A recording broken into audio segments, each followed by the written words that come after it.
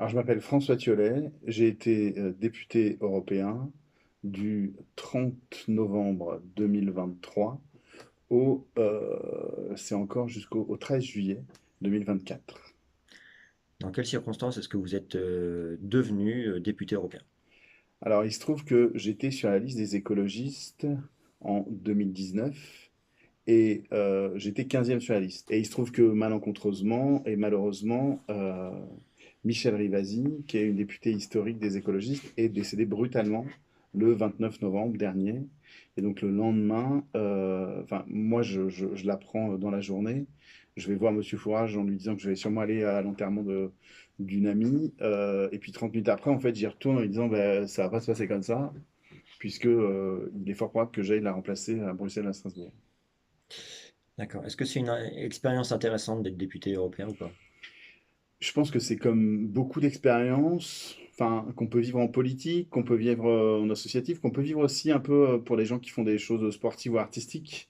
En fait, c'est des expériences qui sont intéressantes à vivre aussi parce que je savais dès le début qu'elles s'arrêteraient. C'est-à-dire que je pouvais pas être dans un plan de carrière de j'allais être à nouveau député européen puisque je savais que je serais pas en position éligible sur la liste d'après. Donc, de toute façon, c'était une parenthèse. Pour le rythme du Parlement européen, c'est généralement 2 semaines 2 semaines à Bruxelles de travail en commission, ou trois, une semaine au Parlement à Strasbourg pour voter, et une fois tous les 2 mois, il y a ce qu'ils appellent une semaine verte, qui est une semaine où les députés sont dans leur circonscription. Il y a eu beaucoup de sessions à Strasbourg. Donc, en fait, le travail, il était plus intense parce que il y avait la volonté de terminer des textes. Donc, évidemment, pour moi, c'était frustrant parce que sur le travail législatif, j'ai eu que la fin. Par exemple, un gros sujet que j'ai suivi, c'est le paquet pharmaceutique. C'est un ensemble de règles. C'est plus de 800 pages de textes qui sont votées et qui encadrent euh, le, euh, la pharmacie au niveau européen. C'était intéressant parce que il y avait un enjeu sur la question de l'accès à certains soins pour tout le monde de façon à peu près égale en Europe. On se battait, nous aussi, pour qu'il y ait plus de transparence dans les marchés publics. Donc ça, à la fin, ce qui se passe, c'est les textes sont votés et on dépose des amendements et on essaye de faire passer les amendements. Sachant qu'au Parlement européen, c'est pas comme en France, hein. Il y a pas de majorité et de l'opposition systématique en fonction des sujets.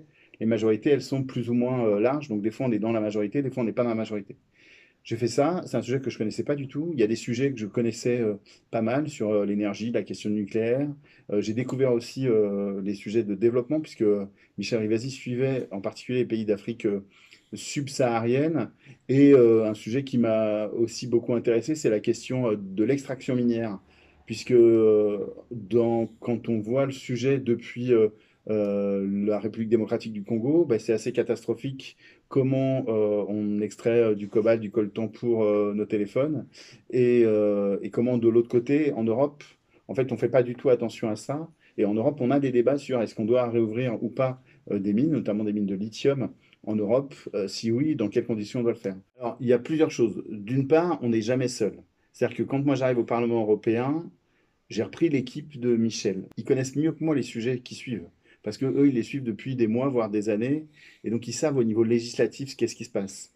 Eux, ils ont en tête la procédure législative. Donc, moi, j'ai pas cette charge mentale. Sur le paquet pharmaceutique, on discute comment on écrit les amendements. Eux, ils voient toute la procédure, à quel moment on doit les poser, comment, etc. Moi, ce que je dois faire, c'est, entre guillemets, c'est le VRP. C'est-à-dire que moi, je dois prendre la parole. J'ai 1 minute de temps de parole. Je dois dire, voilà ce qu'on défend, pourquoi on le défend, l'expliquer. Il y a en effet le fait de être capable de changer très rapidement de sujet. Ça arrive des fois dans une discussion où on est sur, je sais pas, sur la pharmacie et puis 5 minutes après, en fait, on doit préparer une réunion, une commission sur un sujet qui n'a rien à voir. Quand on s'adresse à un public qui est large, l'enjeu c'est de faire de la pédagogie, hein, c'est pas de simplifier les choses, c'est de montrer que certaines questions qui paraissent très complexes, en vrai, elles se résument à deux, trois enjeux qui sont simples. Pour vous donner un exemple sur le paquet pharmaceutique, un des enjeux, c'était la durée pour les entreprises de pouvoir garder des données qu'elles utilisaient, des entreprises pharmaceutiques, pour leur vaccin. Il y avait d'un côté plutôt le lobby pharmaceutique qui souhaitait à ce que ce soit étendu le plus possible, eux pour se protéger. Et puis de l'autre côté, une partie des ONG, et évidemment nous, c'était plutôt ça qu'on soutenait, qui était pour que ce délai soit le plus court possible pour permettre à ce que des médicaments tombent plus vite dans le domaine public et Oui, donc qui sont moins puissent... chers. voilà. Mais évidemment, des médicaments moins chers, ça intéresse moins les grands laboratoires. Est-ce que le fait d'avoir été professeur puis principal adjoint, est-ce que ça aide dans certains domaines à un certain niveau ou pas? Ah ouais. Enfin, de toute façon, en politique en général, moi je trouve que enfin maintenant j'ai été professeur. Principal adjoint, je sais pas encore. Principal adjoint, pour le coup, là c'est le contraire. Je trouve que c'est plus la politique qui aide parce que dans principal adjoint, il y a un côté de posture qu'on doit avoir en politique sur le fait de ne pas s'énerver, le fait d'incarner une forme d'autorité. Ça, c'est des choses qu'on trouve un peu en politique. Mais moi, je trouve que ça m'a vraiment aidé d'être professeur en politique parce que il y a vraiment cette question de pédagogie. C'est d'utiliser des mots simples, de faire des phrases pas trop longues, d'être aussi donné envie pour que les gens s'intéressent à la politique, qu'ils soient d'accord ou pas d'accord avec nous, mais qu'ils se rendent compte que les choix que font des politiques, ça a une influence sur leur quotidien. C'est feutré. Alors, ça a un côté frustrant. C'est vrai que moi-même, ça m'a frustré des fois parce que tout se passe, c'est pas tout se passe en dehors, mais tout se passe de façon très polie. Et des fois, on aimerait bien du conflit un peu plus ferme, enfin, en tout cas, de marquer vraiment les différences sur certains sujets. Un sujet où, quand même, beaucoup s'est étendu, c'était le sujet sur le conflit entre Israël et Palestine, hein, qui est toujours actuel et qui a occupé pas mal du temps du Parlement européen. Là, évidemment, hein, les esprits peuvent s'échauffer assez vite, mais Mhm. tout le monde continue à se parler. Quand on votait des résolutions sur Israël-Palestine, on essayait à chaque fois de convaincre pour avoir une majorité pour voter des textes. Le travail en commission, c'est quoi? Le travail en commission, c'est par exemple, moi je suis en commission de développement, c'est là que passent les textes. Je vous donnais tout à l'heure l'exemple sur les Maasai.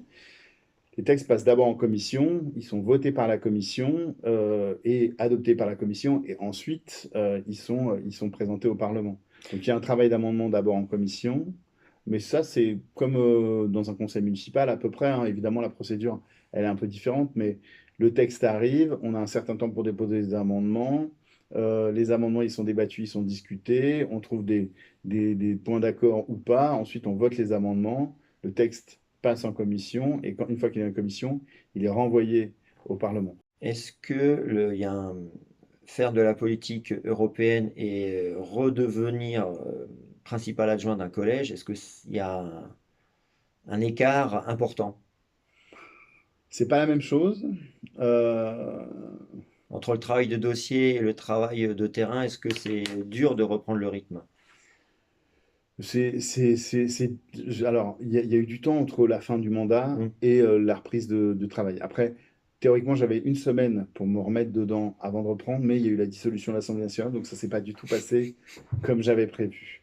Donc, évidemment, je suis revenu, j'étais remis dans le bain. Mais c'est un bain, enfin, par exemple, des élèves qui sont en conflit, on doit gérer des situations sociales. C'est extrêmement concret comme travail. Donc ça, c'est bien pour ça, parce que dans le travail de parlementaire national ou européen, il y a un côté un peu strass et paillettes qui est très intéressant, mais qui des fois, c'est pas la réalité. Enfin, c'est pas de la vraie vie du quotidien. Est-ce que ça vous a donné envie de peut-être un jour retenter une expérience de député européen ou pas? Alors, ça m'a plutôt donné confiance sur le fait que je suis capable d'assurer un mandat parlementaire. Non, mais ce qu'on ne sait pas avant. Parce que, et en plus, on en voit hein, des parlementaires, il y en a, c'était pas une bonne idée, hein. Faire un mandat, oui, ça serait intéressant de faire un mandat en entier, quel que soit le mandat.